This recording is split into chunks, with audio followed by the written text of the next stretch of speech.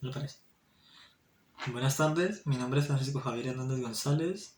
Actualmente estoy estudiando Ingeniería de Sistemas en la ciudad de Palmira. Puedo decir que tengo grandes expectativas con el curso de bases de datos, pues me parece que es un tema muy interesante y que puede ser muy útil para mi vida en el ámbito estudiantil y laboral. Hoy les voy a hablar de la evolución histórica de las bases de datos. Las bases de datos se remontan a la antigüedad. Estamos hablando de bibliotecas o cualquier tipo de registro que existiera en ese momento. Evidentemente era un proceso muy lento, muy largo y muy poco eficaz. Entonces, con esa necesidad de almacenar grandes cantidades de información, es que se puede decir que en ese punto se dio inicio a lo que conocemos actualmente como las bases de datos. La década de 1960. En 1960 el precio de las computadoras cayó drásticamente. Entonces las grandes empresas privadas empezaron a adquirirlas. Eso fue un hecho importante porque se popularizó el uso de los discos.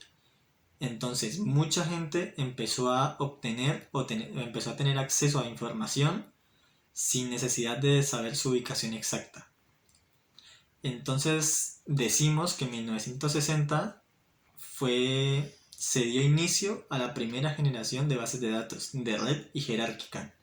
Otro punto que me pareció importante es la unión entre IBM y American Airlines, pues ellos desarrollaron un sistema operativo que gestiona la información o los datos de los pasajeros y de cada vuelo.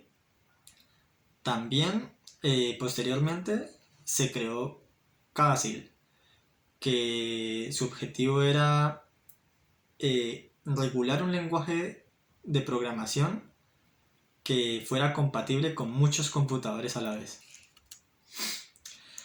Década de 1970. Pensar en los años 70 era pensar en el señor Edgar Frank, pues era un científico inglés que fue conocido por definir el modelo de bases de datos relacionales, además de escribir algunas reglas que se tenían que tener en cuenta para ellas. Se dice que desde ese punto se dio inicio a la segunda generación de bases de datos. Un tiempo después, el señor Larry Ellison utilizó los conceptos o los adelantos que el señor Edgar Frank había dejado para crear o fundar lo que actualmente conocemos como Oracle Corporation. En la década de 1980. Los 80 fueron el auge de la comercialización de las bases de datos relacionales, donde SQL fue el estándar de la industria, dejando de lado las bases de datos de red y jerárquicas. ¿Por qué? Pues sus bases de datos relacionales estaban compuestas por columnas y por filas, y eso en el momento fue algo muy nuevo. También se puede decir que SQL unía su lenguaje de programación con sus bases de datos relacionales. Entonces, ¿qué pasaba? Que se conseguía como producto final una base de datos donde se podía consultar y analizar grandes cantidades de información. La década de los 90. En la década de los 90 todo cambió. La investigación de las bases de datos tuvo un giro de 360 grados donde dejamos de pensar tanto en las bases de datos relacionales y le dimos más interés a las bases de datos orientadas a objetos. Pues se dice o se sabe que han tenido un gran éxito gestionando datos muy complejos. Además, gracias a esto se desarrollarían herramientas como son Excel y Access, que son parte del paquete de Microsoft Office. Aquí tenemos algunas líneas del tiempo que coloqué para que de pronto quedara más fácil de entender lo que les vengo explicando.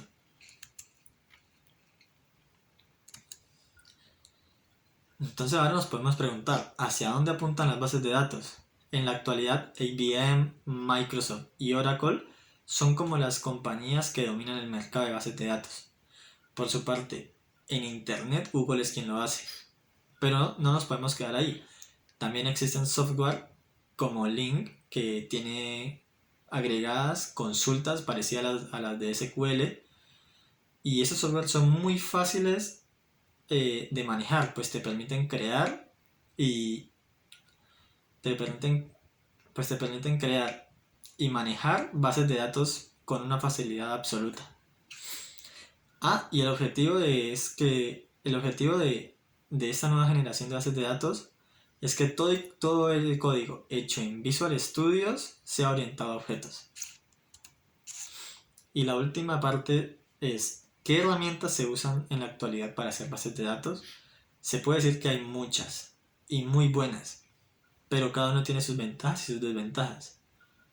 Lo más importante sería irse por por las mejores recomendadas y encontrar una que se adapte más a tu estilo. Entre las más recomendadas o las que más escuchan están MySQL, PostgreSQL, SQLite o Firebird. Muchas gracias por su atención.